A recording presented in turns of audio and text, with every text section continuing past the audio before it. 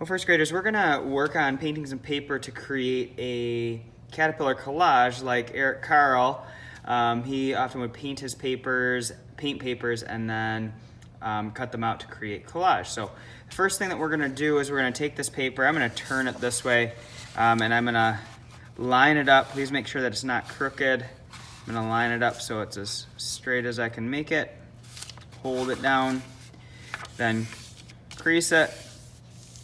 Then I'm gonna take it and I'm gonna fold it up again, and then I'm gonna hold it here, and then we're gonna crease it. And I'll probably ask you to take it and like hold it up and show me that you're like ready for the next step. And then we're gonna take it from here and we're gonna turn it, and then we're gonna bring it up like this, but it doesn't wanna fold. It's kinda getting weird, so I'm gonna line up these edges, and then I'm gonna stick my finger inside the fold, and I'm just gonna pull on it, and that can help me start it so I can just pinch it. And then once I have that started, then I can press this. So we'll fold it. This is gonna give us 8 boxes, 4 on the top and 4 on the bottom. So I'm gonna open it up. Once I have this done, then I would like you to put your name on it. So we don't want a wet paper without a name. So get your name on it, and you can write your class code on it too. And then you're gonna flip it over. Once you have your class code on it, then we're going to trace these lines. So where the folds are, I'd like you to trace these because it'll help us later when we have to cut it out to turn it into collage. So I'm gonna trace these lines. Once I see that you have your lines traced, then I'm gonna come by and I'll make sure you have a paintbrush, and I'm gonna put some water on your paper, and we'll start with white. So please be patient because there'll be a number of things that I have to pass out to you. I'm gonna just put a little bit of water on your paper with just a spray bottle. This is just water. And I'm gonna give you like a drop of white. And I might put it, more than one place. But I'm gonna try to give you a water cup too. So then you can take a little bit of water on your brush, and you're just gonna brush this white out onto your paper. It looks like I got a little bit of blue on there, but that doesn't really matter. Once you have your white brushed all the way out, you're being careful not to get paint on your finger. So I'm just holding it down in this one corner so I don't get paint on my fingers. And it's okay that I'm getting paint on this background paper because we'll just end up using that and keeping your desk clean. So here, I've got that painted. While that's happening, I'm gonna come by and I'm gonna give you some yellow. You'll take your yellow and you're going to brush this out on your paper. So I'm still keeping my finger in a clean spot. And I'm gonna brush yellow out onto the whole paper.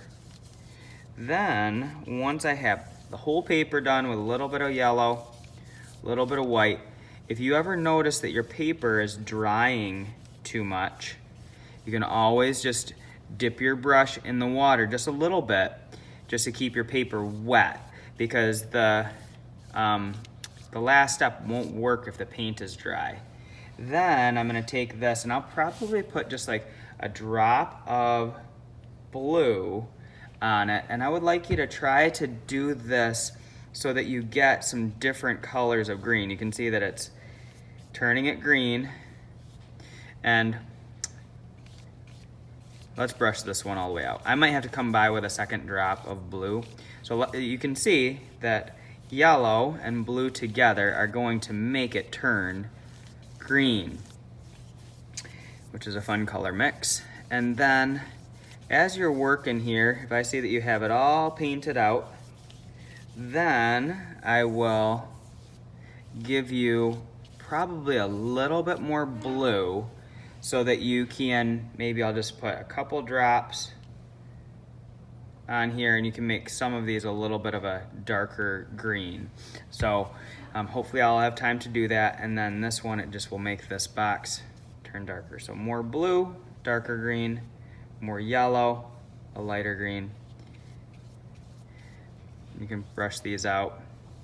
And you can even, if you wanted to, like take this leftover blue and make like a few lines in them, or take it and do something fun like a spiral or something, or just take it and put some dots.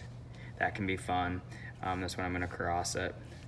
So I'll try to get you a little extra blue, so then you can do a couple extra designs. Now, like I said, if the paper starts to dry, you can always take a drop of water and then just add a little bit more water to it to make sure that the paper is not drying too much. The last part, don't put your brush in the cup, because if you put your brush in the cup and you let go, it'll spill the cup. So you can just put your brush on the paper, not on your desk. And I'm gonna give you one of these tools, which is a really cool tool to help you put designs in it. So like this, we'll just take the paint off of it. It's a little rubber tool, and just be gentle with it, but you can see it creates kind of a cool, it can create some cool design. So I might take this, and it will not work if the paint is dry. So that's why I do want you using like a drop of water as we go to keep your paint dry. Because like you can see here, it's working on maybe the parts that are wet, but it won't work too much right there because it's already dry, okay? But I think this is a really fun tool to use. Let's see, let's do dots in this one. So I'll put the line poster up on the board too, and you can use the line poster. Like maybe I'm gonna do wavy lines in this one. Maybe this one, I'll do like a loop around my dots or something. Maybe this one I'm gonna do some zigzag lines. But this one I can tell is starting to dry, so it doesn't want to work quite as much. I'm not sure if there's gonna be enough time, but if there is enough time and you have this done, then I will give you one more piece of paper. And if there's not time for this, then we'll do it next time. But you don't want green on your brush, so you'd have to hold your cup and you'd rinse off all your green. Please hold your cup so you don't spill it. And the caterpillar that we make is gonna have red for the head. So we wanna get the green off the brush, because the green and red together will make it kind of turn a little bit brownish. But I'll give you just like a little bit of red. And looks like I gotta shake this up a little bit. Let's brush this out. Yeah, it was way too watery.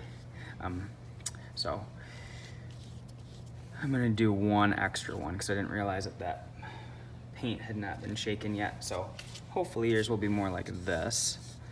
So even I make mistakes even after trying this for a while. So you'll only need like a tiny drop of red, and then we can paint out a red piece of paper if there's extra time to do for your caterpillar's head. I'm not sure if there'll be time for that, so if that doesn't happen, don't worry about it. I'll have another plan for us. The main thing is to do the greens. And this tool here, want to get some of the green off of it, but you could use this to finish up a little bit of design, but you don't want to get a bunch of green on it, okay? When we're done, you always want to make sure your brushes stay on your paper. We're not going to have time to wash off your desk. So you can see that my hands are not full of paint. I don't want you to make yours get too dirty. When we're done, I'll explain to you where I want you to bring your paintings so we can let them dry. And then the next time I see you, we'll be able to cut them out and start turning them into a caterpillar. So let's have fun painting and creating our own papers today.